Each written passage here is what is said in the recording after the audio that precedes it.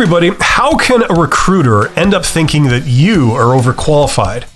What steps can you take to move into an executive job? And is it okay to have a sense of humor in a job interview? Well, all this and more tonight on The Company's Expert. Okay, so In Gambino writes, what is all this being overqualified about anyway? I never understood it. You'd think they'd be happy to get more for their money, so to speak.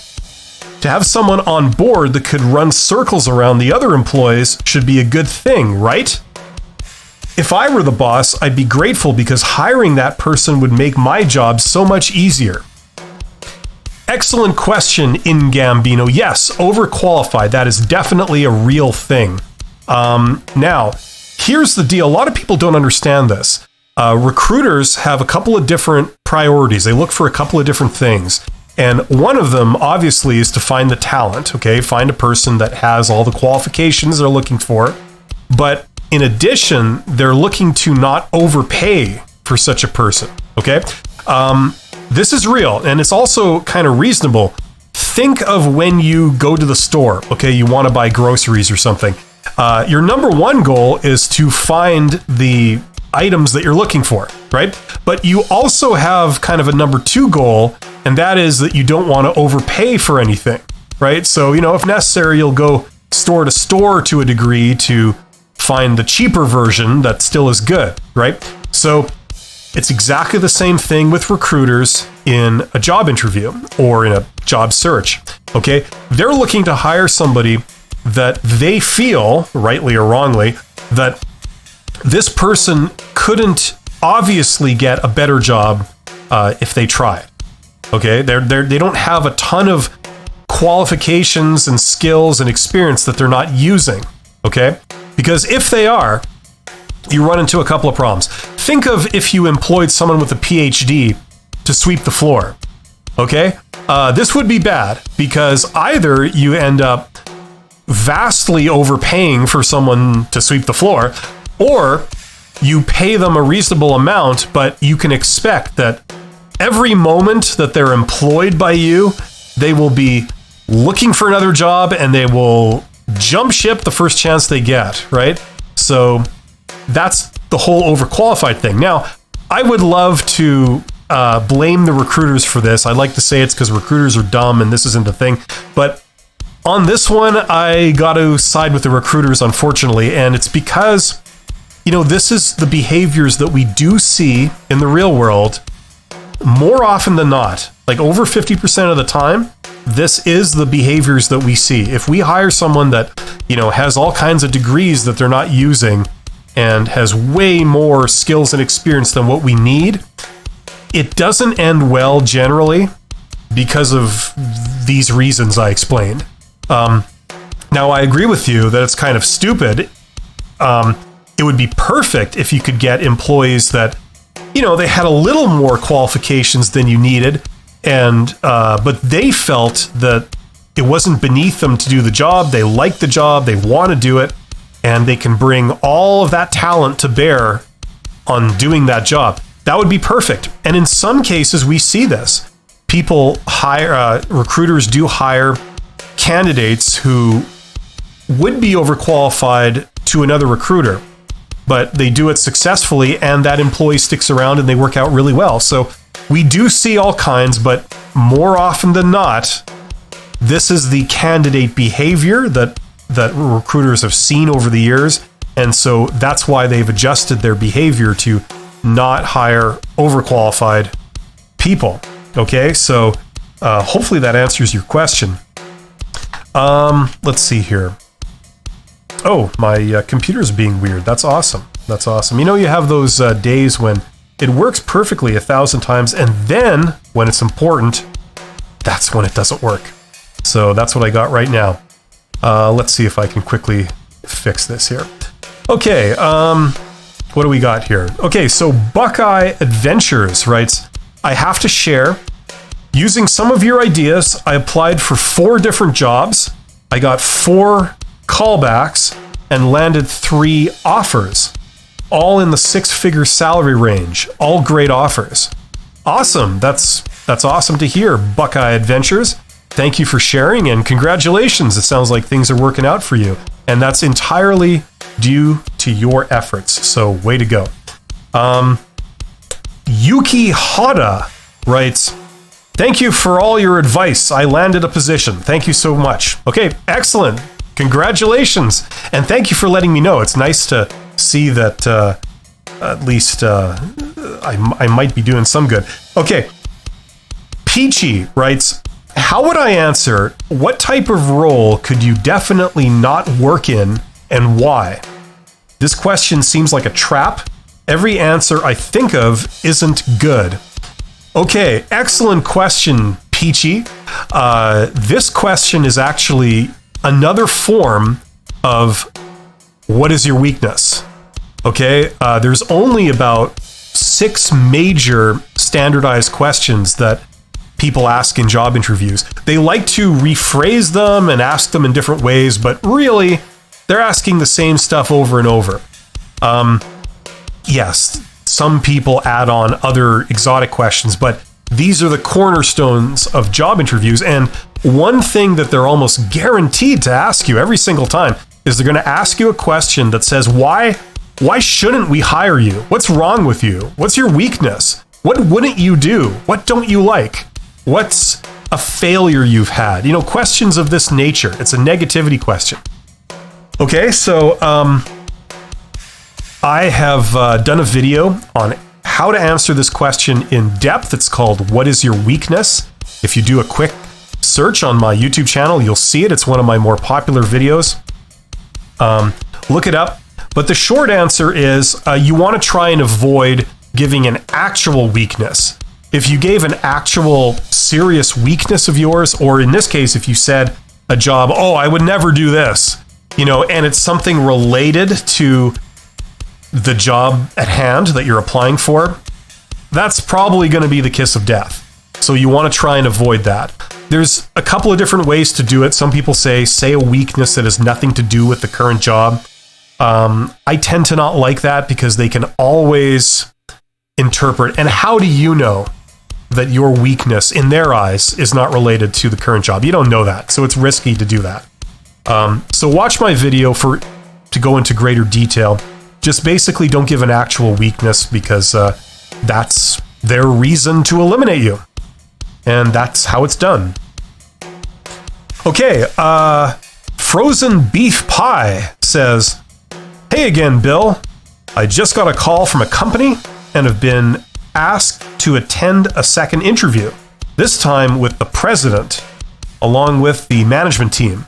I applied for a supervisor position at a mid-sized company. What should I expect from the president, and what would be your advices? Thanks again, Luke. Okay, Luke, or Mr. Frozen Beef Pie. I like that name better, actually. It's a little more exciting than Luke.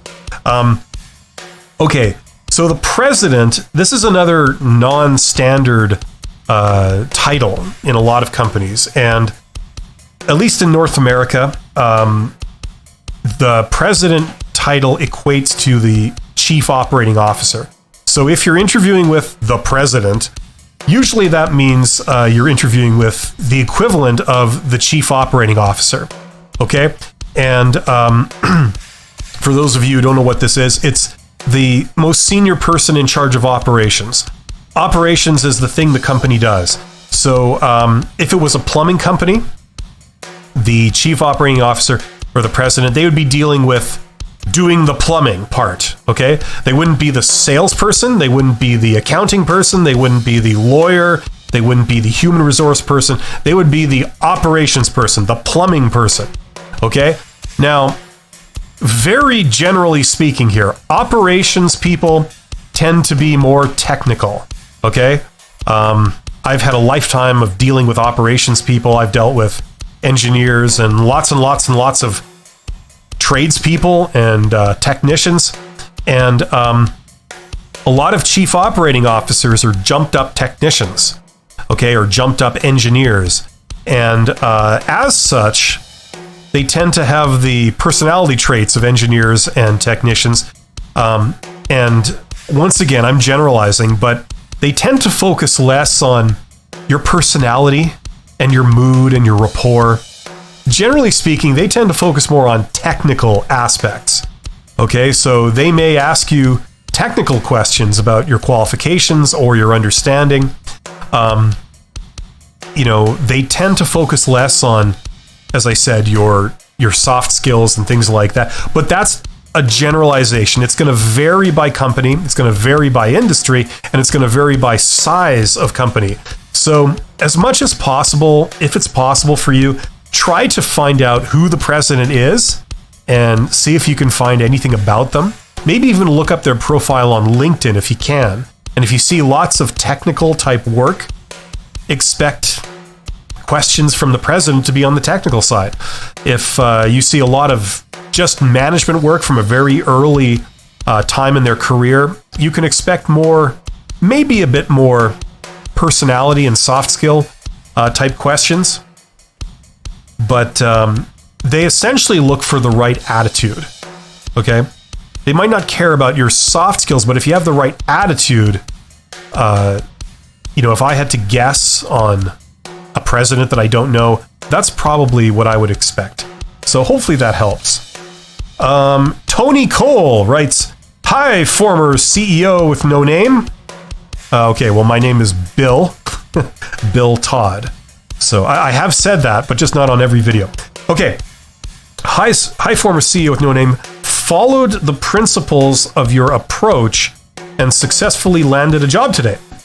Was even more surprised when they offered $5,000 more than the listed salary rate. Thanks. Awesome. Congratulations, Tony Cole. That's very nice of you to say. Practicing English writes, "Is a sense of humor good during an interview?" Oh, that's a great question. Short answer, yes. Okay. Now, obviously within reason. Okay.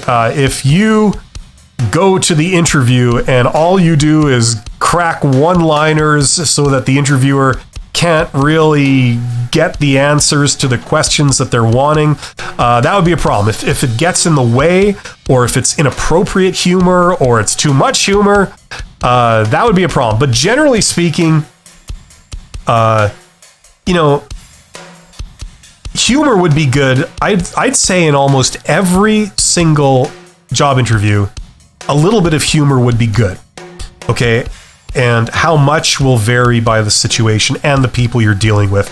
Learn to try and read people a bit, But yes, you don't have to go into a job interview being completely stone-faced and straight-laced. A little bit of humor just to kind of give a bit of personality is usually a good thing. It helps develop a rapport with the interviewer, but don't force it. If you don't feel comfortable, if you feel really nervous trying to make a joke and it's not really your deal, don't force it. Okay, if it doesn't kind of come naturally in that moment, the vibe is all wrong, don't worry. But if you can just, have a bit of a smile and, a little bit of a humorous remark here, that's good. It tends to what do you call it? Like grease the gears, not glue up the gears, but grease the gears, get things flowing. Excellent question. Okay. 8167 Sandcar Goal writes, "Oh, are you a Mensa member?" Am I a Mensa member? No, I'm not. I have never taken an IQ test in my life, and I don't ever intend to take an IQ test. I'd be happier not knowing, to be honest. I don't need a massive shot to my ego finding out that my IQ is like 75 or something. I'd rather just live the dream. Ignorance is bliss. No, I did take a like 10 years ago or something. I was interviewing for executive jobs, and one company that was interviewing me, they put me through all these psychometrics and stuff. They gave me this test. It was half like an intelligence test and half a general knowledge test. And I scored above average. So that's all I know. But no, I went to school. I went to engineering school a long time ago in a past life with my best friend was a member of Mensa. So yeah, and he was smart. He was smarter than me, so I take that to mean I couldn't be a member if I wanted to. Okay, but enough about that. Okay, Scourge E writes, or sorry, Scourge E. I don't know how you pronounce a minus, an underline, and a minus, but you could just go Scourgy or something. This particular question comes up too much. Very good answer. I might not have landed 2 interviews without it, so thank you. Okay, excellent. Well, congratulations. I'm glad it helped. Uh-oh. My computer's being weird. Okay. Let's try this again. Here we go. Windows. You gotta love Windows. Extremely high quality and always reliable. That's all I'll say. Okay. Christian writes, thank you for the great video. Can you please make a video on what to do when the recruiter says that they will schedule an additional interview with the hiring manager, but they never get back? Is it expected that the applicant should get back to the recruiter? Or they not getting back is their way of saying no? Thank you in advance. Well, Christian, what you're kind of describing is what I would term as ghosting. I don't know if it's technically ghosting, when they say they're going to do something and they don't. But if you're communicating with them and they just drop off the face of the planet and disappear, that would be ghosting. And this kind of sounds like that. So I have done a video where I go in depth on ghosting. What do you do if the interviewer ghosts you, like what you're describing? So go and watch that video to give much more detail than I can give you here. But short answer is this is common, and usually this is how recruiters communicate that you didn't get the job, unfortunately. Now, it is possible that that's not true and there's just something going on, okay? I've done a video where I talk about where a long time ago when I was interviewing for a job, and in one case, the recruiter was let go in the middle of a job, like a recruitment contract. So I called the company and they said, oh yeah, you're still in the running. It's just that recruiter is no longer with the company. So here's the person you're going to deal with now. And, the process will continue. Another time the recruiter went on vacation. Okay. And this is what happens too. So you think, oh, they've ghosted me, but they're actually they went on vacation and they didn't announce this to everyone they've been in contact with. So it is possible that this might not be a no. If I had to guess, unfortunately, I would say it looks like a no. However, you're asking, is it okay if you contact the company? I would say yes. Now, if they've ghosted you and they haven't gotten back to you, instead of sending an email or a written message of any kind, if you're comfortable doing this, I would call the company. If you have the recruiter's phone number, call them. Okay, it's a much more real and immediate way of communicating than sending an email. Emails are a lot easier to ignore than someone calling you. Okay, so try that. But if you try it a couple of times and you don't get a response, don't sweat it. Just move on. Okay. Unfortunately, this is what passes for standard behavior these days. It's kind of unfortunate. So I'm sorry that they're treating you with that kind of disrespect if it isn't just a mistake. Okay. Rohit Raj writes, great video. Do you have any videos on how a worker level employee can work his or her way up to an executive position? A step-by-step process via the hidden job market or through current employment? Okay, that's a really good question, Rohit.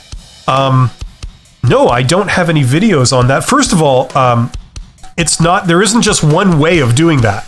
If you are a supervisor or a manager, or you're a worker and you want to climb the corporate ladder, you want to get promoted, you want to be a supervisor, a manager, an executive. Okay, if that's your ambition, your aspiration, there are many ways of doing that. Okay, it's going to vary by company, by situation, blah, blah, blah, blah, blah. But what I could do is I could give you a list of things that generally you need to have if you're going to be an executive in most types of companies. Now, the exception here are startups.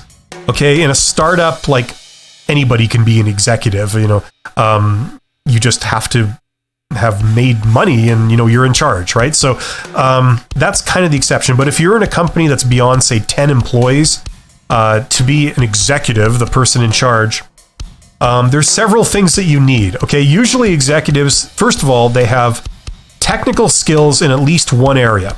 Okay, so if they came up through operations or sales or accounting or marketing or whatever, they'll have a technical skill set in one area. Okay, that they know from having been in the trenches. Okay, it's not too common or desirable for someone to have spent all their life in school, okay, and then come out and be an executive. You don't often see that, and sometimes and a lot of times when you do, it's not working. Most executives have some experience in the trenches at the worker level and at the supervisor level, okay? And the good ones tend to have that. Now, on top of that, okay, the thing about being any kind of manager, and this grows in importance as we go up, is you got to represent the organization, okay?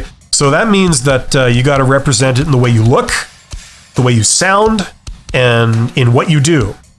Okay, so you need to dress and groom yourself a little bit nicer because you are now representing something. And if people don't like you, it means they won't like the organization, and that's where it gets serious.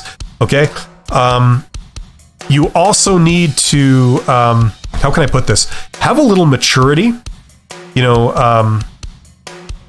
React in a professional way. Conduct yourself in a professional way, communicate in a professional way. It needs a bit that attitude adjustment. That's kind of, I don't know if it's the most important thing, but it's kind of like, unless you're talking about a startup where kind of anything goes, you need that maturity. It doesn't mean you have to be a certain age. It just means you have to be a certain mental age. I've seen 22-year-olds that are mature like a 50-year-old in a good way. They are professional and they are confident, and you feel like you can kind of trust them. So it's just having that attitude. Now, on top of that, you're going to need skills in management. This is a thing. Learning management is a thing. At the end of the day, if you're trying to figure out how to make an operation more efficient, if you're trying to figure out how to motivate people, how to manage people, how to compensate people, how to find efficiencies, how to get innovative thoughts so that your employees come forward with innovative ideas and can implement them. Things like this, how to scale up something so you get economies of scale. Questions like that, you learn the answers to in business school. And I use the MBA as the gold standard for learning that stuff. Now, you don't need an MBA. If you're passionate about learning this, all you need is a couple of textbooks and some of your time and some interest, and you can learn this stuff as good as anyone who goes to business school. I strongly believe that. I know others may disagree with me on that, but I really don't care because I've seen the proof on that. I've done some videos where I talk about like what books and stuff. Maybe I will do a few more videos like that in the future because that's a fascinating topic. I would love to get more into this. You got to kind of tack on a few things, and then you are capable of doing it. Now, if you're in a larger organization, often you have to prove to people that you have these skills, and that's where having the official qualification, the piece of paper, comes in handy. But if you're just trying to do something, okay, another way is to learn this stuff on your own and then earn it through merit.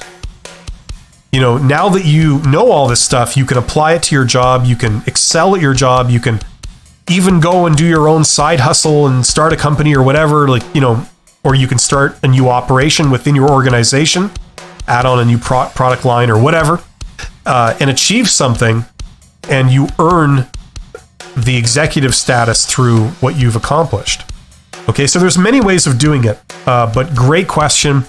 I would very much like to do more videos on this, so thank you for bringing that up.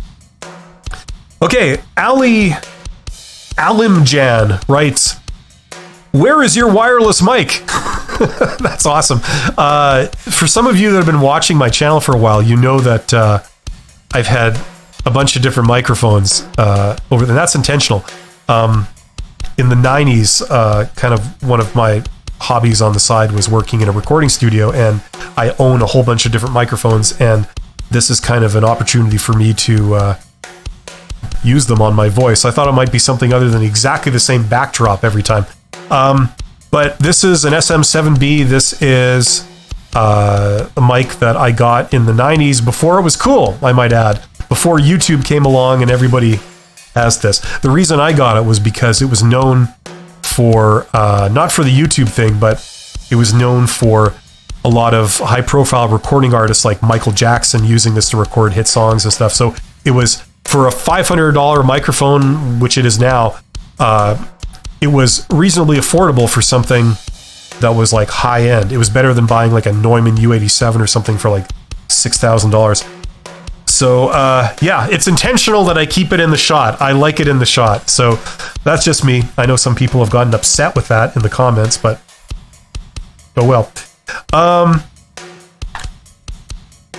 Arik Ad. Good name. Arik Ad adds, or asks, thank you. I hope yours uploading will be more often in this 2021 year. Okay. Thanks, Arik. Yes. For those that don't know, I do 2 videos a week. It was traditionally Mondays and Fridays early in the morning in North America that I would release these. But as of this week, I'm shifting to Tuesday and Thursday. Okay, so 2 videos a week, Tuesday and Thursday, early morning for North America. So I intend to keep doing that for a while unless anything changes. I'd like to do more, but I'm doing YouTube on the side. I have a day job where I do consulting, so and I do teaching, so it's kind of hard to do more than that for the moment. But thank you. Ali Kambar writes, I seek your advice, sir. Can I communicate with you in private? Or maybe send you email explaining my hopes and future vision? Hey, Ali. Yeah, I would love to be able to entertain everything. The problem I have is that my time is very limited. And so also I don't really do career consulting. That's not my main line. I consult with businesses on how to grow and how they can make more money and stuff like that. And I've had to do HR as part of my role as an executive, as a CEO, and stuff like that. I also teach HR, but I don't do HR consulting. Now, what I've done is when I started this channel, not really knowing that much about YouTube, I created a Patreon account and thinking, not really knowing much about it, just believing it was kind of part of YouTube. That's what people did. I've since found that the traditional use of a Patreon account doesn't really make sense for a channel like mine. But what I've been using it for lately is if people really want to contact me one-on-one and they want to tell me their big long story and they want me to give like a big long kind of reaction or advice, you can do that through my Patreon account, my Patreon channel. If you even want, you can get a Zoom call, one-on-one Zoom call with me. So you can pick the different levels that you want. I have to do this because I got sort of inundated with emails, especially people sending me emails who had seen my videos, unfortunately wanting like all this like customized, personalized help. And when I get 50 of those a day, it's just not possible. So I had to do it through my Patreon account. So if you really want that, go there and, depending on what you're looking for, I can maybe help you out there. Okay. Yeah. So that's all the comments and questions and things I had for today. So hopefully that was cool. I don't know if you guys like this new format, but remember, each and every one of you is awesome, and I will see you on the next one. Bye.